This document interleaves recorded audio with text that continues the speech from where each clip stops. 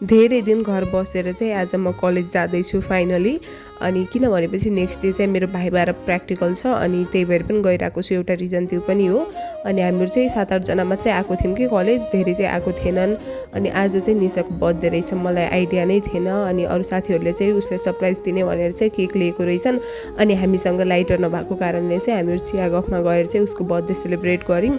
अनि केक सेक काटेर हामीले चिया मगाएर चिया पनि खायौँ, पकौडा पनि खायौँ, अफकोर्स केक पनि खायौँ। अनि त्यसपछि आफ्नो घरतिर लाग्यौँ। अनि दिउँसोमा चाहिँ उसले हामीहरूलाई बोलाएको थियो कि उसको घरमा, अनि त्यहाँ उसको घरमा गएर अनि हामीहरू फेरि सिङ्गल ट्री जाने प्लान बनाएर चाहिँ हामीहरू सिङ्गल ट्रीतर्फ जानतर्फ लाग्यौँ। अनि त्यहाँ गएर चाहिँ हामीहरू एकछिन रमाइलो गऱ्यौँ, गानासाना बजाएर। त्यसपछि चाउचाउ, चिप्स, कुरमुरे याउ खायौँ। अनि त्यसपछि उसको बर्थडेको केक नि काट्यौँ हामीहरूले फेरि।